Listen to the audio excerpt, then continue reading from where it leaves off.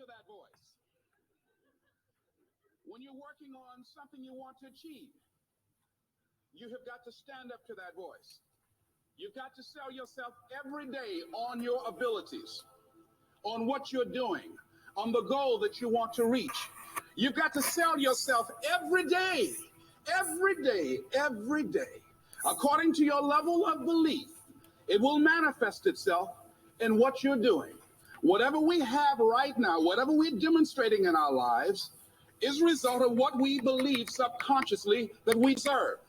And part of increasing that belief level is that you have got to convince yourself every day. You've got to sell yourself.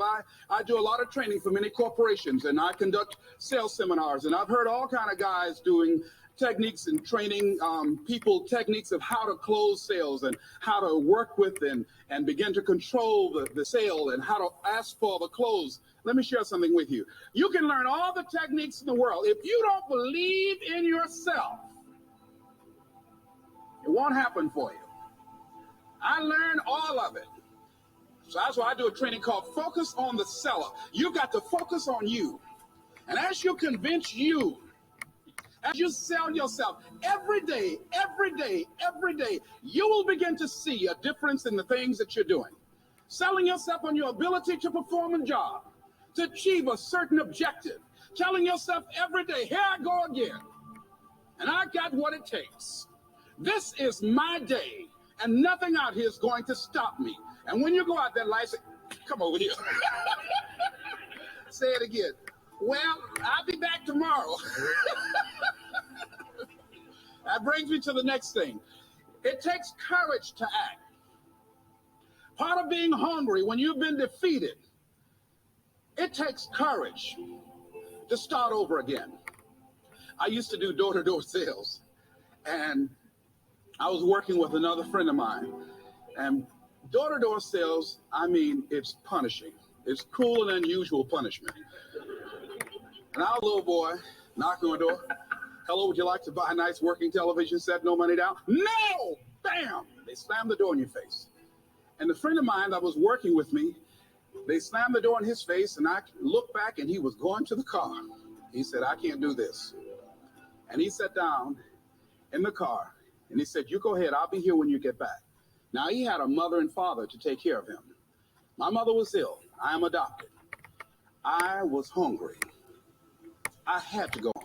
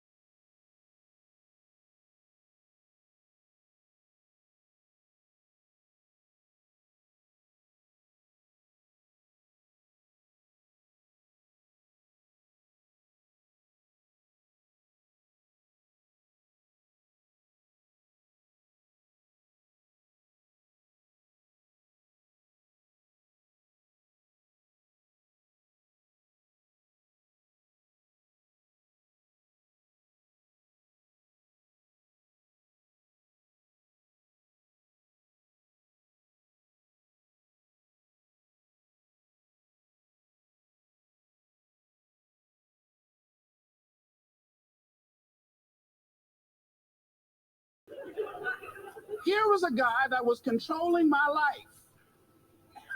I was going through all kind of changes because this man controlled my paycheck.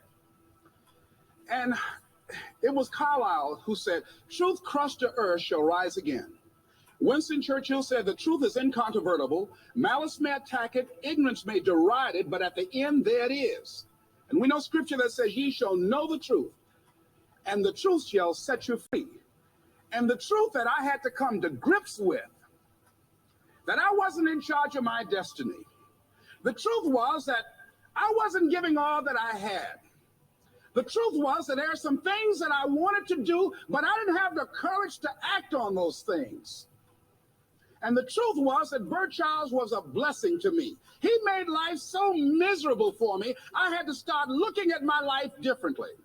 I started going to work earlier.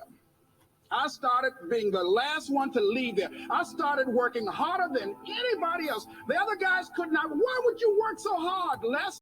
I said, I'm not working for them. I have been cheating, Bert, I thought. I've been cheating myself and my family. Wherever you are, whatever you're doing, do it with everything that you have. Develop the habit of giving more than what you're paid for. Develop the habit of setting standards that others will be measured by. Someone said, do not go where the path may lead, but go where there's no path and leave a trail. All right?